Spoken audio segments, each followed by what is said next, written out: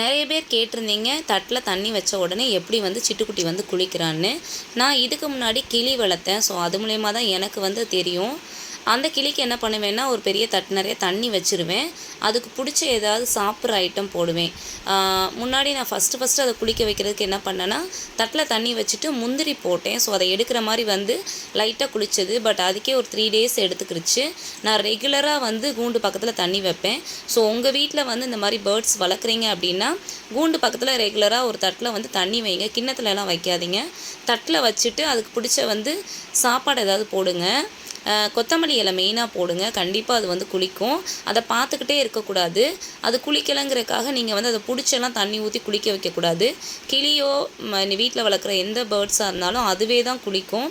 அது காக்கா குளியல் குளித்தாலும் அதுவே தான் குளிக்கும். நம்ம குளிக்க வைக்கக்கூடாது. ஸோ எங்கள் பட்டு சிட்டுக்கெல்லாம் என்ன பண்ணுவோன்னா, கொத்தமல்லி இலை தான் ஃபஸ்ட்டு போட்டோம். அதை எடுக்கிற மாதிரி தான் வந்து குளித்தது. நான் இப்படி தான் எங்கள் சிட்டுக்குட்டியை வந்து பழகுனேன். நீங்கள் உங்கள் வீட்டில் இதை ட்ரை பண்ணி பாருங்கள். கொத்தமல்லி இலை போட்டும் வரல, அது சாப்பிட்ற பொருள் ஏதாவது போட்டு ட்ரை பண்ணி பாருங்கள். கண்டிப்பாக அது வந்து குளிக்கும். நம்ம அதை வந்து குளிக்க சொல்லி டார்ச்சர்லாம் பண்ணக்கூடாது. தட்டில் தண்ணி வச்சுட்டு நம்ம அமைதியாக இருந்துடணும். அதை பார்த்துட்டும் இருக்கவே கூடாது. ஸோ இதை நீங்கள் ட்ரை பண்ணி பார்த்துட்டு உங்கள் வீட்டில் உள்ள பேர்ட்ஸ் குளிச்சதா இல்லையான்னு மறக்காமல் கமெண்ட் பண்ணுங்கள். சேனலை மறக்காமல் சப்ஸ்கிரைப்